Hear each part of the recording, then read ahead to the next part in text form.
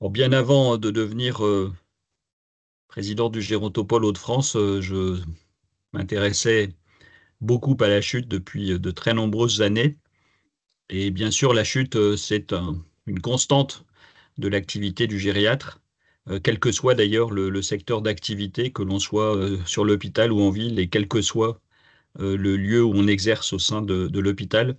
Le- la chute est un problème permanent, euh, dont on sait aussi que c'est un problème de santé publique, avec des conséquences nombreuses et très néfastes sur la vie des personnes âgées.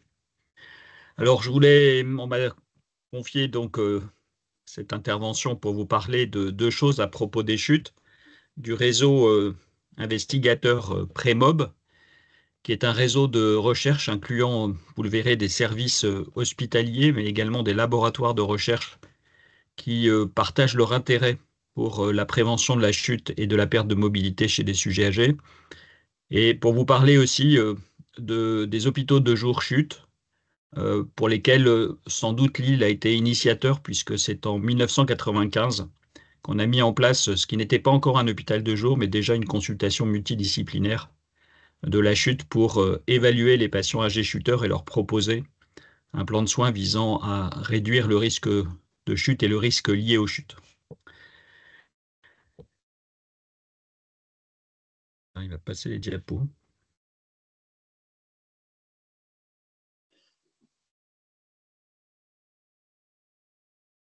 Ah, ça y est. Alors sur la question des chutes, je n'ai pas de lien d'intérêt.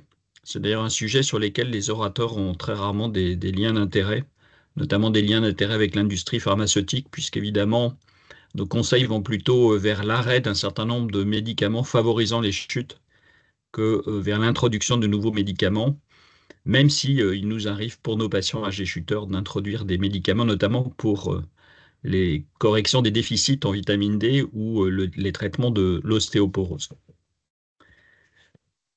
Alors même si la chute, c'est un vieux sujet de la gériatrie, finalement, on a quand même fait des progrès au cours des dernières années sur les connaissances et les prises en charge du patient âgé chuteur. On a notamment développé beaucoup de recherches nous permettant de mieux comprendre les liens entre troubles cognitifs et troubles de la marche. Pendant longtemps, on a pensé que la marche, avec son risque de chute, et puis les troubles cognitifs avec le risque de développer des maladies de la mémoire étaient finalement deux processus assez différents, assez distincts. Bon, maintenant, on sait au contraire que les liens sont extrêmement forts entre troubles cognitifs et troubles de la marche, que très très précocement dans l'évolution des maladies de la mémoire apparaissent des troubles de l'équilibre et de la marche, et même que certains troubles de l'équilibre et de la marche pourraient être annonciateurs du développement de maladies de la mémoire avant même qu'on puisse objectiver réellement des troubles cognitifs. Donc on sait aujourd'hui que les liens sont extrêmement étroits et beaucoup de travaux ont été réalisés à cela. En lien avec cette problématique troubles cognitifs, troubles de la marche, sont apparus, vous le savez, des tests en double tâche qui aujourd'hui participent de l'évaluation du risque de chute chez le patient âgé chuteur. On a également fait des progrès en ce qui concerne la connaissance des conséquences des chutes. Pendant longtemps, on a limité les chutes graves aux chutes traumatisantes. On sait que ça n'est pas la seule conséquence grave des chutes. On connaît le syndrome post-chute. On connaît de mieux en mieux les conséquences psychologiques des chutes qui va entraîner souvent une restriction d'activité. On a fait également donc des progrès dans ce domaine pour la reconnaissance et la prise en charge de ces complications graves des chutes. On a fait également des progrès sur la compréhension des mécanismes des chutes et en particulier en établissement d'hébergement pour personnes âgées, où ont été étudiées des vidéos qui permettent qui ont permis d'enregistrer des chutes et de mieux comprendre les mécanismes des chutes chez ces résidents d'établissements pour personnes âgées. On a fait des progrès en ce qui concerne la sarcopénie, la faiblesse musculaire, la perte de force et de masse musculaire est un facteur de risque de chute qui entraîne une réduction des activités physiques, et puis à l'inverse, la réduction des activités physiques, évidemment, va aussi favoriser la sarcopénie dans un cercle vicieux. On a fait des progrès dans la compréhension des mécanismes de la sarcopénie, dans le diagnostic de la sarcopénie, et je ne doute pas que d'ici quelques années, on aura des médicaments qui permettent d'agir directement sur la sarcopénie, en sachant bien sûr qu'un moyen qui a déjà démontré son efficacité, c'est l'activité physique, associée à un traitement, à un régime nutritionnel adapté. On a également aujourd'hui à notre disposition un certain nombre de nouvelles technologies qui, d'une part, permettent de mieux explorer les troubles de la marche et de l'équilibre, permettent d'enregistrer en particulier des paramètres très détaillés et intéressants sur la marche elle-même. Euh, et on dispose aussi de nouvelles technologies qui permettent de réduire le risque de chute, mais également le risque de chute grave, avec des outils qui permettent d'alerter en cas de chute, évitant en particulier les stations prolongées au sol. Donc de nouvelles technologies, à la fois dans l'exploration du risque de chute et dans la prise en charge de la chute et du risque de chute. On connaît mieux aussi, de mieux en mieux, les médicaments susceptibles d'augmenter le risque de chute. C'est ce qu'on appelle en langue anglo-saxonne les FRIDS, qui sont des médicaments qui favorisent les chutes, et en tête parmi ces médicaments sont les psychotropes, vous le savez très certainement. On a fait également des progrès en ce qui concerne le diagnostic, mais surtout la prise en charge de l'ostéoporose et du risque fracturaire. Bref, au cours des dernières années, il ne faut pas penser que finalement on n'apprend rien de nouveau sur la chute. Au contraire, les connaissances progressent et les connaissances doivent être traduites maintenant dans nos pratiques professionnelles. Un élément de progrès aussi, certainement, ce sont ces recommandations internationales qui ont été publiées en 2022 dans Age and Aging, écrites par un groupe d'experts internationaux, euh, qui ont ainsi uniformisé, harmonisé les différentes recommandations produites dans différents pays, y compris en France. Et je pense qu'ils décrivent aujourd'hui très bien la façon dont il faut agir pour réduire le risque de chute et le risque de conséquences en cas de chute. Je vous invite à lire ces recommandations. Elles sont un peu longues, parce que je pense qu'il y a une quarantaine de pages, mais elles sont tout de même très faciles à lire parce que bien construites, et les principaux messages ressortent aisément. Donc ça, c'est un progrès en soi. On a des recommandations sur lesquelles on peut se baser pour notre pratique quotidienne. Or, pour autant, et comme le soulignait Montero Odasso, qui était justement le premier auteur des recommandations dont je viens de parler, eh bien, il reste des questions non résolues. En particulier, s'agissant des médicaments qui favorisent le chute. Alors certes, on sait dire quels médicaments sont les plus favorisants des chutes chez les personnes âgées. Je vous l'ai dit, en tête viennent les psychotropes. Mais assez bizarrement, il n'a jamais été démontré clairement que le fait de réduire les médicaments favorisant les chutes entraîne une diminution réelle du risque de chute. Cela demande à être encore démontré. Si l'on regarde l'évaluation du sujet âgé chuteur proposée dans les recommandations, je trouve qu'il y a un peu de flou en ce qui concerne l'évaluation optimale des facteurs de risque cardiovasculaire de chute. On a là aussi des progrès à réaliser pour plus de clarté et plus d'efficacité dans nos évaluations. Il en est tout à fait de même pour l'évaluation de la contribution vestibulaire. Je pense que même si on se réfère à ces recommandations nouvelles concernant les chutes, on ne propose pas une évaluation, à mon avis, très satisfaisante. Et dans de très nombreux cas, on va passer à côté d'une participation vestibulaire réelle au risque de chute. Là aussi, c'est un domaine sur lequel il faudrait certainement travailler pour progresser. J'ai parlé des nouvelles technologies et de leur rapport, notamment dans la description des troubles de la marche et de l'équilibre. Et pour autant, aujourd'hui, on ne sait pas bien dire quelle place doivent occuper ces nouvelles technologies dans l'évaluation du risque de chute à côté de l'approche clinique qui est notre quotidien? Indéniablement, tout le monde est convaincu et à juste raison parce qu'on en a beaucoup de démonstrations que l'activité physique, les exercices physiques sont un excellent moyen pour garder sa mobilité et prévenir le risque de chute chez les personnes âgées ou diminuer le risque de chute chez les personnes qui sont déjà tombées. Et pour autant, il n'y a pas de consensus pour savoir quel type d'exercice physique doivent être réalisés, quelle est la durée minimale pour obtenir un bénéfice. Là encore, on est assez dans le flou malgré des tentatives de consensus. Donc là aussi, la question de l'activité physique et des exercices physiques optimaux reste posée.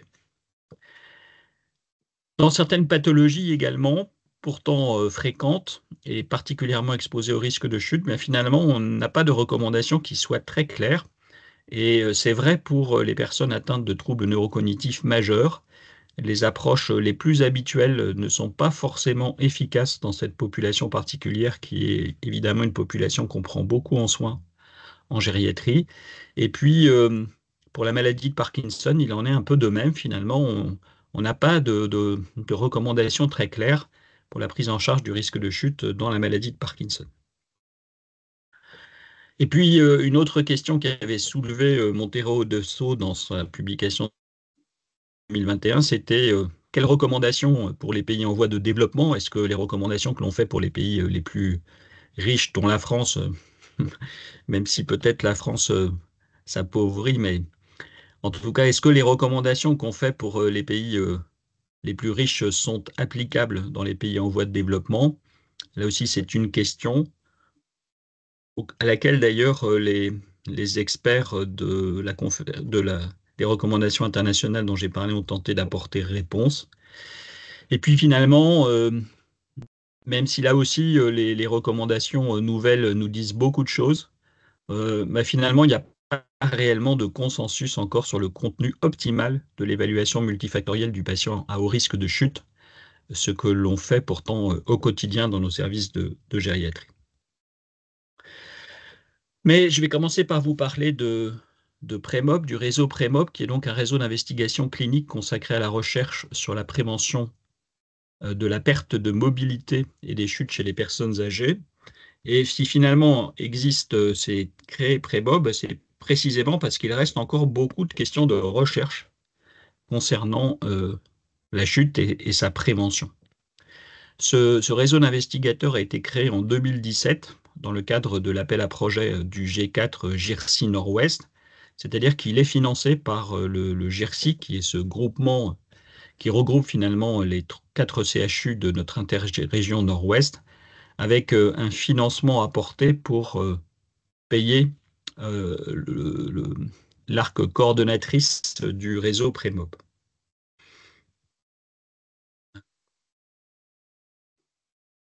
Alors ce réseau d'investigateurs, comme tous les réseaux d'investigateurs, réunit un certain nombre d'acteurs de l'interrégion. Et ces acteurs de l'interrégion sont à la fois des services hospitaliers, des services de gériatrie, mais pas seulement des services de gériatrie, j'y reviendrai, et également des laboratoires de recherche de l'interrégion qui s'intéressent à la question de la mobilité des personnes âgées. Les missions du réseau Prémob, comme tous les réseaux investigateurs, c'est de développer l'activité de recherche clinique sur la thématique des chutes et de la perte de mobilité, de développer les travaux interdisciplinaires avec les membres du réseau, mais aussi avec d'autres acteurs extérieurs au réseau, d'accroître la capacité de ces acteurs à mettre en place et mener et à coordonner des essais cliniques, avec aussi une volonté d'un maillage territorial, et dont on nous demande maintenant qu'il s'étende, si possible, au-delà de l'interrégion vers la France, vers d'autres acteurs en France. Mais également, en dehors de la recherche, il est demandé à ces réseaux investigateurs de développer et promouvoir des formations sur la thématique, dans le but d'améliorer les pratiques en ce qui concerne la prévention de la chute, mais également développer ou favoriser des formations en recherche des acteurs afin qu'ils puissent eux-mêmes participer à des travaux de recherche. Et puis, sixième mission confiée au réseau investigateur est de diffuser des connaissances sur la thématique.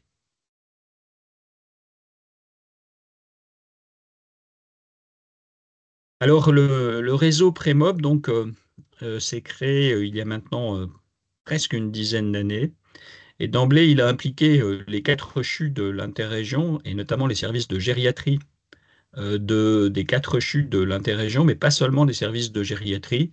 Vous voyez que d'autres services spécialisés, comme des services de neurophysiologie, des services de rhumatologie ou de rééducation fonctionnelle, se sont également impliqués dans le réseau Prémob, intéressés qu'ils étaient par la question de la chute et des troubles de la marche du sujet âgé.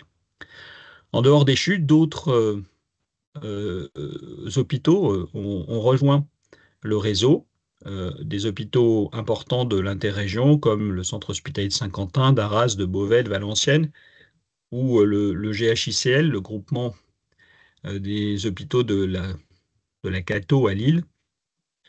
Mais en dehors des services hospitaliers, également, d'emblée, sont venus participer de la naissance et de la vie du réseau investigateur, des laboratoires de recherche comme le LAMI de l'Université de Valenciennes, comme Evalab, qui est un Living Lab qui appartient au CICIT du CHU de Lille, comme le laboratoire Comet à Caen de l'Université de Caen-Normandie, qui s'intéresse aux mobilités, vieillissement, pathologie, santé, ou bien Scalab, qui est un laboratoire centré sur les sciences cognitives et sciences affectives de l'Université de Lille. Donc un regroupement de différents acteurs impliqués dans la recherche, à la fois des services hospitaliers, notamment des services de gériatrie, mais pas que, et puis des laboratoires de recherche.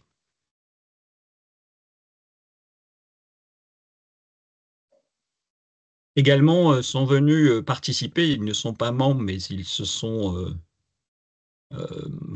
ils sont devenus des partenaires du réseau Prémob, des entreprises comme celle que je cite ici, avec Santellis également, qui vous avez est un acteur tout à fait important dans la région, notamment dans tout ce qui est formation, éducation du patient, mais aussi activité en ville, et notamment à travers l'hospitalisation à domicile.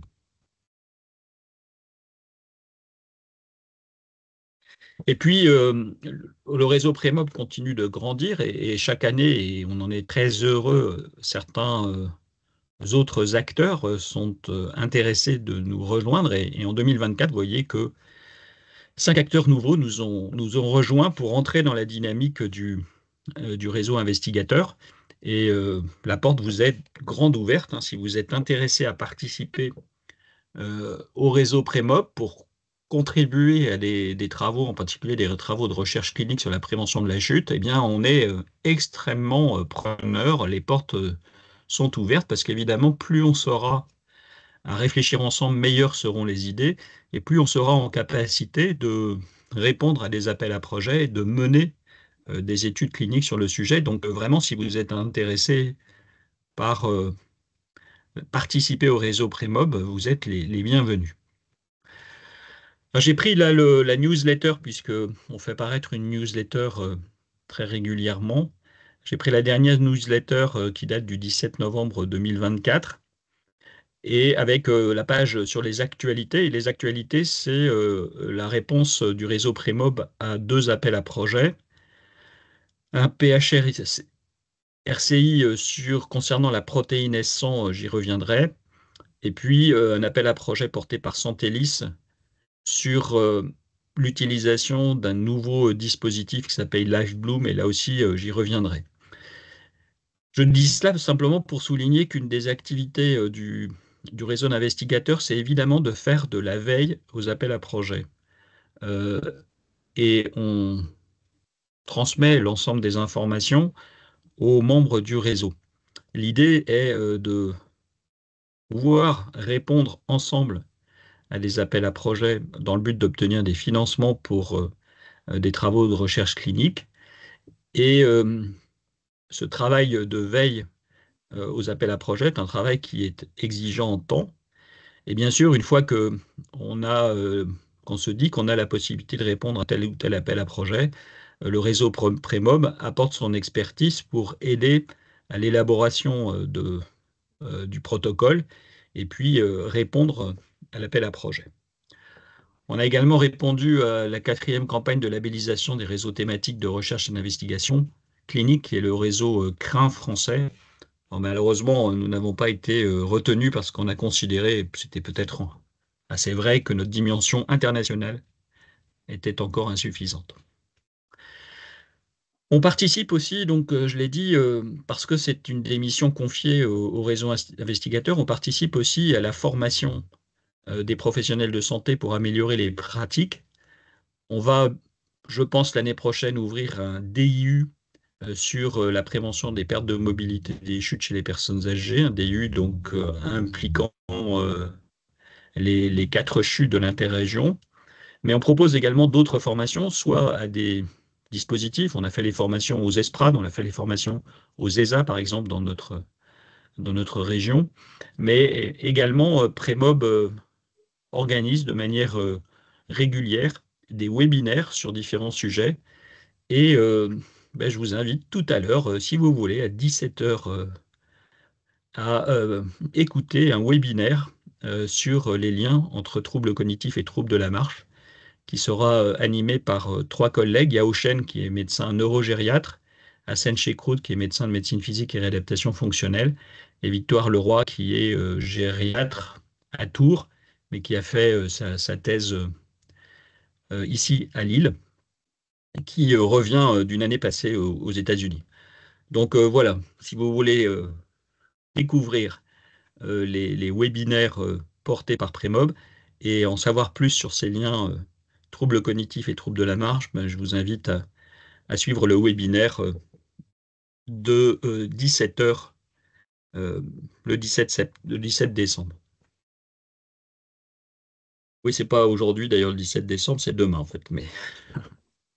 Alors pour vous donner quelques exemples d'études qui sont actuellement en cours, portées par le réseau, d'abord je vous présente ce tableau. Vous trouvez le nom des études à gauche, et puis le sujet de chaque étude, et les participants à droite, et le niveau d'avancement des études. Alors les 2 premières lignes, finalement, correspondent à 2 cohortes. La cohorte Prémob, qui est constituée de patients âgés recrutés au sein des hôpitaux de jour français, avec la participation de 12 centres, et vous voyez des centres régionaux ou interrégionaux, mais également des centres plus lointains, comme Nice, comme Strasbourg, comme Dijon, comme Tours. Cette cohorte Prémob s'intéresse donc au suivi, au devenir de patients âgés chuteurs et aux interrelations entre l'ensemble des facteurs de risque de chute.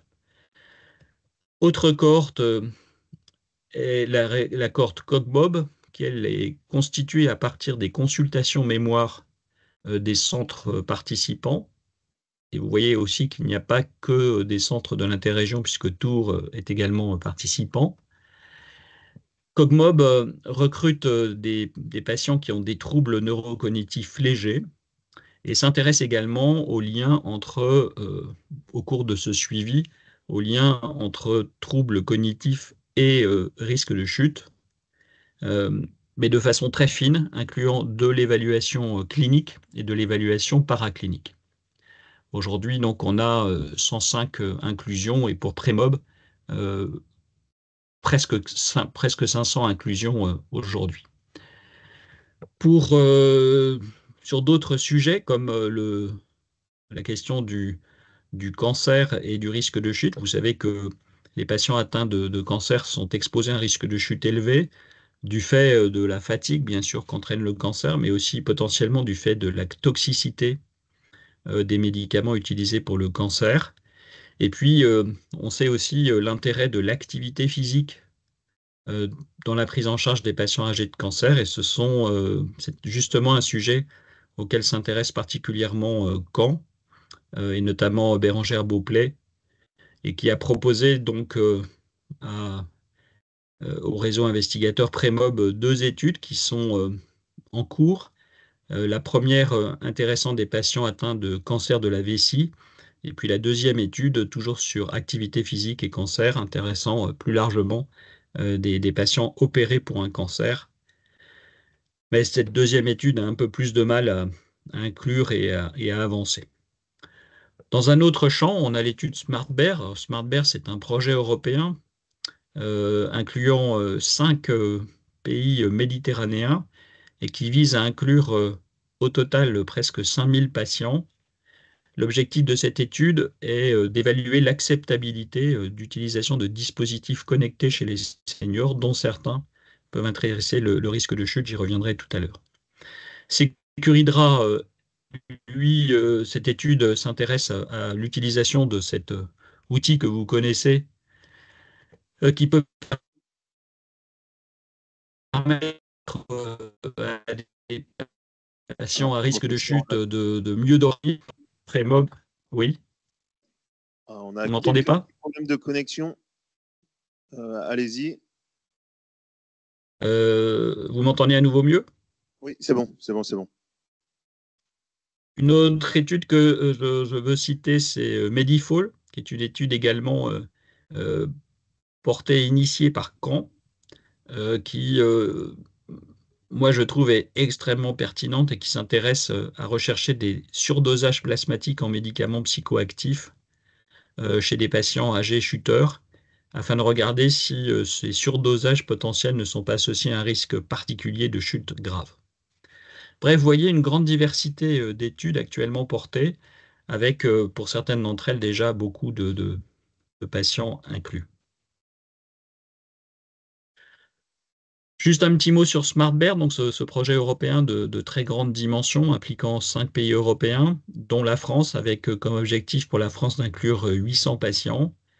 Ces patients sont en fait des personnes âgées volontaires qui acceptent de se voir installer des dispositifs particuliers qui vont mesurer un certain nombre de paramètres concernant divers problèmes de santé, dont les troubles cognitifs, la dépression, les problèmes cardiovasculaires, les troubles de l'audition, les troubles de l'équilibre.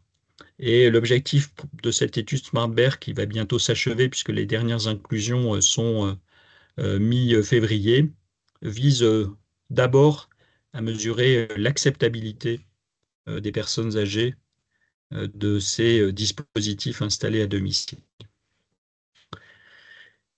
Et puis, en dehors des projets qui sont déjà en route, on a des projets à venir. J'en cite 5 ici. Le projet avec LiveBloom, avec 2 études, une étude en soins de suite et une étude en EHPAD. On a un projet sur la protéinèse 100 et son intérêt dans les traumatismes crâniens bénins.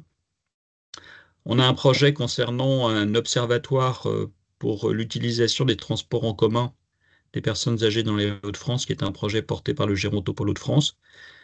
On a un projet également porté par le Living Lab Evalab, qui vise à construire un outil d'évaluation de tous ces dispositifs permettant ou annoncés comme permettant de réduire le risque de chute.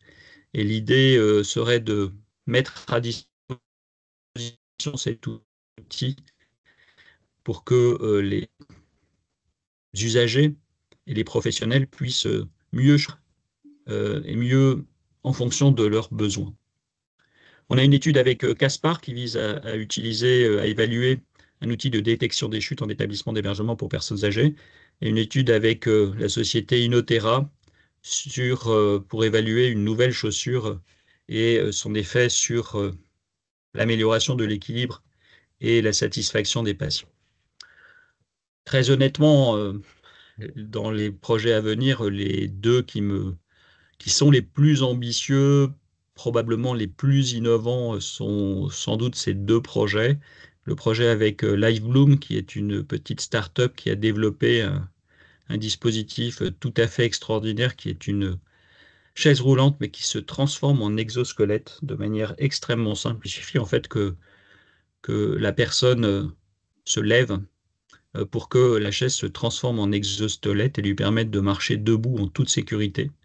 Donc on a 2 études envisagées pour en démontrer les bénéfices. Une en SMR pour montrer l'intérêt de ce dispositif sur la rééducation de patients, et en premier lieu de patients victimes d'un accident vasculaire cérébral. Et puis une deuxième étude en EHPAD pour montrer que cet outil est tout à fait utilisable même chez des personnes très âgées vivant en EHPAD et qui ne peuvent pas se déplacer autrement qu'en fauteuil roulant ou bien avec un déambulateur, mais avec néanmoins toujours un risque élevé de chute. Et l'étude visera à montrer que cet outil, ce nouveau dispositif permettra aux patients de se lever et de marcher en toute sécurité. Et puis l'autre étude, je pense très innovante, concerne la protéine S100 et le traumatisme crânien bénin post-chute. Énormément de sujets âgés chuteurs vivent des traumatismes crâniens bénins lors des chutes et très souvent sont envoyés aux urgences pour un scanner cérébral. La protéine S100 est une protéine d'intérêt parce qu'elle est produite pratiquement uniquement à l'intérieur du cerveau et en l'absence d'une pathologie intracérébrale ou d'un traumatisme intracérébral, elle est quasi indétectable dans le sang, mais son taux s'élève précisément à l'occasion d'un traumatisme. Cette protéine S100, d'ailleurs, est déjà utilisée comme un marqueur dans ce contexte de traumatisme crânien bénin pour savoir s'il y a lieu de faire un scanner cérébral. Ce que nous envisageons de faire, c'est de développer un petit outil qui permettra sur sang capillaire, comme on fait une glycémie capillaire, de mesurer le taux de protéines S100. Ce petit outil donc serait potentiellement à la disposition des EHPAD ou d'autres intervenants à domicile et permettrait de savoir s'il y a lieu d'envoyer la personne aux urgences pour faire un scanner cérébral. Voilà, on est en train d'avancer, on répond à un nouvel appel à projet pour pouvoir continuer cette recherche. Voilà pour le réseau Prémode. Donc vous voyez qu'on fait on fait à plusieurs des choses, je pense, tout à fait intéressantes. Et encore une fois, je peux vous dire que si vous êtes intéressé de rejoindre le réseau Prémob, vous êtes absolument invité à le faire. Il suffit de nous solliciter et à la fin de cet exposé, je vous redonnerai nos coordonnées. J'en arrive plus précisément à l'âge des chutes. Alors, en ce qui concerne la prévention du risque de chute, vous savez que évidemment, on ne propose pas d'agir de la même façon pour l'ensemble de la population âgée, y compris les patients à faible risque de chute et puis les patients à haut risque de chute. C'est ce qui a été redit dans les nouvelles recommandations de 2022 dont je vous parlais tout à l'heure, qui distinguent clairement 3 groupes: les patients à faible risque, les patients à risque intermédiaire et les patients à haut risque. Les patients à haut risque, ce sont ceux, évidemment, qu'on rencontre en gériatrie. Ce sont les multi-chuteurs, plus de 2 chutes dans l'année qui précède, ou bien des chuteurs qui ont fait une chute grave avec des conséquences importantes, fractures, stations prolongées au sol, ou bien des sujets fragiles, ou bien des sujets pour lesquels on ne sait pas si la chute n'est finalement pas en rapport avec une syncope. Donc ça, c'est la population des patients à haut risque de chute. Et pour ces patients à haut risque de chute, qui sont ceux qu'on rencontre en gériatrie, il est proposé une évaluation afin de rechercher les facteurs de risque de chute de l'individu, les facteurs de gravité de l'individu, c'est-à-dire les facteurs de risque qu'il y ait des conséquences graves en cas de chute. C'est par exemple l'ostéoporose, le déficit en vitamine D ou l'incapacité à se relever du sol. Et après la reconnaissance des facteurs de risque, ce qui est proposé, c'est d'essayer de corriger les facteurs de risque modifiables pour réduire le risque de chute. Ça, c'est la proposition pour les patients à haut risque de chute. Et finalement, cette évaluation multifactorielle, multidimensionnelle du risque de chute, elle peut se faire parfaitement bien en hôpital de jour chute. Car en hôpital de jour chute, on peut dérouler toute cette démarche de reconnaissance des facteurs de risque de chute, des facteurs de gravité. On peut proposer à la personne, éventuellement ses proches et son médecin généraliste, des actions pour corriger les facteurs de risque modifiables.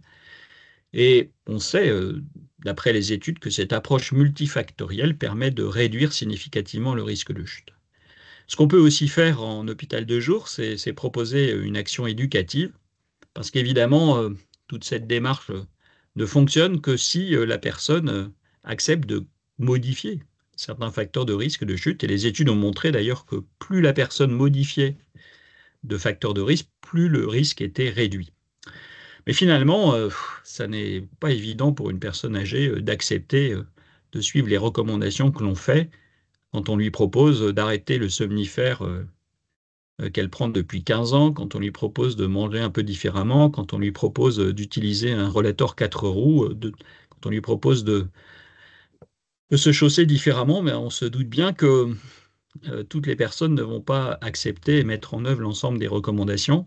Et finalement, pour que la personne accepte de corriger certains facteurs de risque, il faut qu'elle prenne conscience qu'elle est à risque, qu'elle a des facteurs de risque, qu'elle peut corriger certains facteurs de risque et qu'elle a plus d'avantages à corriger les facteurs de risque qu'à ne pas les corriger. Et finalement, on voit bien que pour obtenir la participation du patient, on est finalement dans une démarche d'éducation du patient. Et l'hôpital de jour, c'est aussi un lieu où on peut mettre en place ce type de démarche d'éducation du patient chuteur. Donc l'hôpital de jour, chute, il a vraiment toute sa place et c'est un outil un peu idéal pour des patients ambulatoires réaliser cette recherche des facteurs de risque et la mise en place de propositions pour corriger les facteurs de risque. Dans ce temps d'hôpital de jour, il faut faire donc une évaluation très large, passant en revue de multiples domaines qui sont ici présentés sur ce tableau. Et ce tableau, je l'ai extrait des dernières recommandations 2022 de prévention du risque de chute. Mais vous voyez que l'évaluation est nécessairement très large, elle prend du temps, elle est réalisée au mieux de façon multiprofessionnelle. Et l'hôpital de jour, je pense, c'est un lieu un peu idéal pour réaliser cette évaluation. On en a en tout cas une longue expérience à Lille, puisque, comme je vous le disais, on a créé une consultation multidisciplinaire de la chute en 1995, qui ensuite n'a plus été réalisée en consultation, mais en hôpital de jour. Ça permet tout de même une meilleure valorisation. Et l'évaluation et la recherche des facteurs de risque, et vous le voyez, faite de manière multiprofessionnelle, avec en fin de journée un temps de synthèse fait avec le patient et éventuellement son proche s'il est présent, où l'on donne nos conclusions et nos propositions, et puis on revoit systématiquement les patients 6 mois plus tard. Alors l'intérêt de cet hôpital de jour MCO, je ne parle pas ici de l'hôpital de jour SMR, mais l'intérêt de cet hôpital de jour MCO, c'est vraiment qu'on peut y réaliser cette évaluation multidimensionnelle de façon multiprofessionnelle à la recherche des facteurs de risque et des facteurs de gravité. Est-ce que ça marche? Ben oui, ça marche. Ça, c'est on avait fait il y a quelques années, mais ça remonte à une dizaine d'années. On avait repris les données de 541 consultants consécutifs. On avait vu que cette évaluation conduisait à un certain nombre de propositions, en tête la prise en charge rééducative. Mais vous voyez par exemple que la question du chaussage est également très prégnante. Et on avait essayé de s'évaluer pour savoir si on avait significativement une réduction du risque de chute chez les patients qui étaient venus en hôpital de jour, avec la limite qu'à 6 mois déjà, un patient sur 3 ne revient pas. On avait, vous pouvez le constater, une réduction très significative du risque de chute, puisqu'en moyenne, les patients étaient tombés 3 fois dans les 6 mois qui précédaient, et puis ils n'étaient tombés que 0,9 mois dans les 6 mois qui suivaient. Et finalement, ils avaient relativement bien suivi les recommandations, y compris concernant les propositions d'arrêt des psychotropes. Est-ce que les résultats qu'on avait à Lille à l'époque étaient différents des résultats qu'ont d'autres centres qui pratiquent cette consultation multidisciplinaire de la chute? Ben, pas du tout.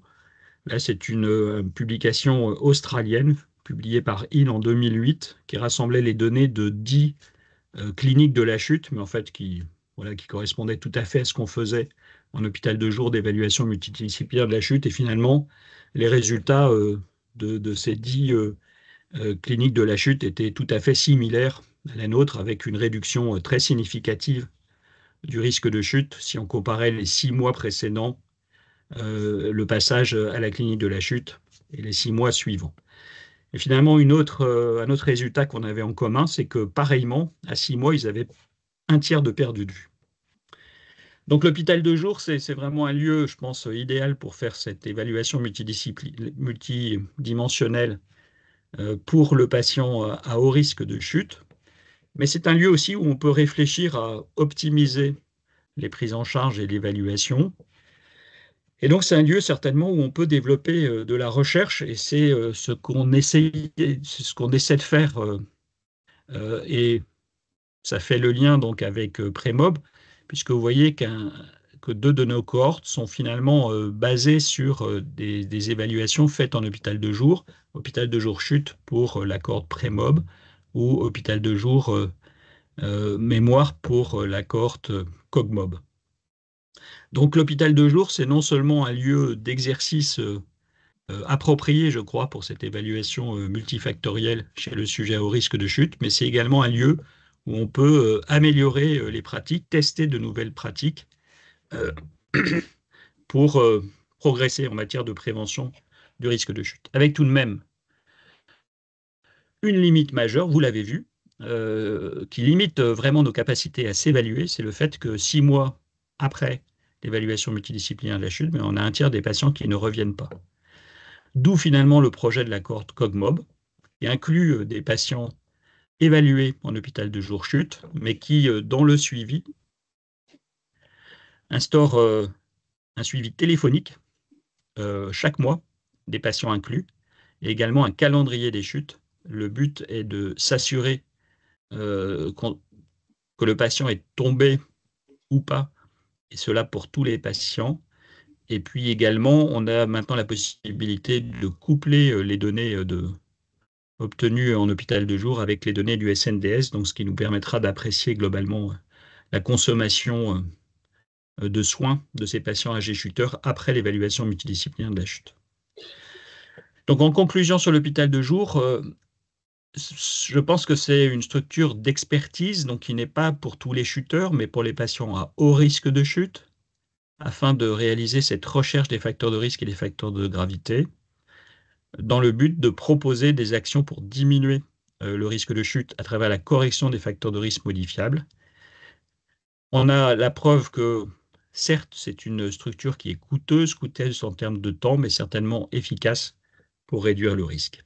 Et puis ma dernière diapo, c'est pour vous donner les coordonnées de Christine Deletter, qui est coordonnatrice du réseau Prémob, et puis mes propres coordonnées. Si vous êtes intéressé par nous rejoindre, bien on est très demandeur et la porte du réseau Prémob vous est grande ouverte. Voilà, merci beaucoup de votre attention. J'espère que le son n'a pas été trop mauvais, que vous avez pu entendre mes propos. Si vous avez des questions, je suis à votre disposition. Merci, professeur Puisieux.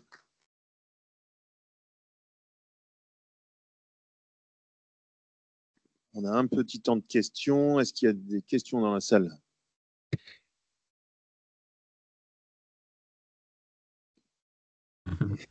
J'ai une question pour vous, si vous m'entendez, professeur. Et je vous en prie.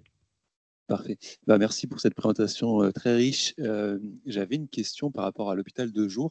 Vous avez dit qui adresser, mais dans les faits, comment on adresse des patients dans votre hôpital de jour? Comment ça se passe en pratique? Qui vous adresse, etc. Est-ce qu'il y a des procédures particulières par rapport à cet hôpital de jour? Alors en fait, on nous adresse en hôpital de jour comme on adresse à une consultation, c'est-à-dire un petit mot ou un message envoyé par un médecin. Le plus souvent, ce sont des médecins. Parfois aussi, ce sont des structures qui interviennent à domicile, comme l'ESPRAD, par exemple, qui peut nous demander cette évaluation. Mais le plus souvent, ce sont des médecins qui nous adressent à la fois des médecins généralistes, mais qui aujourd'hui sont minoritaires dans l'adressage, en fait. Ça peut être des médecins spécialistes, et on est assez satisfait de voir que beaucoup de médecins spécialistes de ville nous adressent des patients, et c'est particulièrement vrai des rhumatologues. On a un circuit très privilégié avec les rhumatologues de ville, qui savent aujourd'hui parfaitement bien que la prévention de la fracture, c'est le diagnostic de l'ostéoporose et le traitement de l'ostéoporose, mais c'est aussi la prévention de la chute. Et donc, on a beaucoup de rhumatologues qui nous adressent des patients âgés chuteurs. Et parfois même, il arrive qu'ils nous aient fait le time-up and go test pour nous envoyer avant de nous envoyer le patient. Donc, on se dit vraiment, c'est formidable. Mais on a aussi des adressages par des neurologues, des adressages par des cardiologues. On a beaucoup d'adressages aussi par l'hôpital et là encore, essentiellement des spécialistes. Donc, ça peut être des chirurgiens, par exemple, qui vont potentiellement opérer un patient euh, d'une arthrose du genou ou bien, pourquoi pas, d'un canal lombaire étroit. Et la question qu'il nous pose, c'est souvent, est-ce que chez ce patient très polypathologique, qui a beaucoup de facteurs de risque, impliquant les difficultés de marche et les chutes, que les beaucoup d'adressages aussi par les rhumatologues hospitaliers, par les cardiologues, par les neurologues hospitaliers, par les ORL aussi, qui nous adressent beaucoup de patients. Donc on a un adressage aujourd'hui qui est très diversifié, ville-hôpital, et avec de nombreux médecins spécialistes qui nous adressent. Mais ça, honnêtement, c'est aussi le fait de notre ancienneté, hein, parce que ces réseaux d'adressage, on les a quand même développés au fil du temps et au fil des années. Merci. Une autre question? Merci. Vous pouvez nous en dire plus sur la chaussure Chausterra, s'il vous plaît? Donc, c'est une chaussure qui ressemble un peu à une chaussure de sport, mais néanmoins un peu plus saillante pour être aussi une chaussure de ville, qui a été beaucoup travaillée sur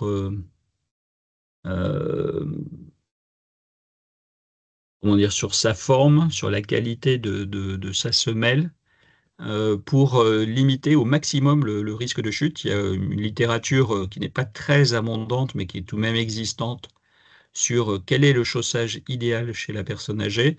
Et ils ont essayé de respecter en fait tous ces critères possibles pour faire une chaussure à la fois confortable et limitant le risque de chute. Et l'étude vise à voir si effectivement avec ce chaussage, les personnes améliorent leurs paramètres, enfin, leurs évaluations du risque de chute, et également s'ils sont confortables et satisfaits des chaussures.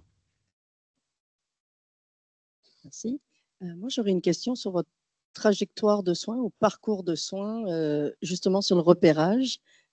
Ensuite, en fait, à la première question, donc je comprends que vous avez à peu près une grosse partie sur des gens qui consultent pour une condition de comorbidité connexe, rhumatologie ou neurologie, cardiologie. Mais sur vos médecins de ville, donc médecins de famille de mémoire, après combien de complaintes ou combien de visites ils transfèrent vers une clinique de gériatrie? Et est-ce qu'il y a de l'éducation ou un meilleur parcours de soins pour justement qu'ils n'arrivent pas trop tard en clinique de gériatrie, que la prévention soit faite? C'est une très très bonne question et merci pour votre question et votre accent si joli. Euh, c'est une très bonne question parce que nous, on estime que globalement, les médecins généralistes nous envoient les patients, nous adressent les patients trop tard. Souvent, ils nous les adressent après de très nombreuses chutes, quand les chutes finissent par poser des problèmes de maintien à domicile, comme on dit chez nous. Et c'est très dommage. On aimerait bien évidemment qu'ils nous adressent beaucoup plus tôt les patients. Et c'est tout à fait faisable, puisque finalement, ça n'est pas difficile d'évaluer le risque de chute et de repérer des gens à haut risque, qui relèvent, comme le disent les recommandations de cette évaluation multidisciplinaire. Donc, vous l'avez vu un peu sur les chiffres que je vous ai montrés tout à l'heure. En moyenne, c'est peut-être un peu moins vrai aujourd'hui qu'hier avec les, les- les données sur ces 500 patients, mais qui remontent à une dizaine d'années. Mais globalement, voilà, on nous adresse le patient, notamment des médecins généralistes, quand ils sont tombés plusieurs fois, et les chiffres, c'était 3 fois dans les 6 mois qui précédaient, donc voilà, on était vraiment déjà, c'est le multi-shooter. Je partage en tout cas, je pense que c'est à ça que vous pensez, je partage votre idée qu'il faudrait nous adresser les patients plus haut, en repérant plus tôt, en repérant plus vite le haut risque de chute. Merci, professeur Puisieux. pour respecter le timing, on va arrêter là. On vous remercie de votre intervention. C'est moi qui vous remercie et je vous souhaite une très bonne journée de travail et d'échange. Merci, au revoir. Merci.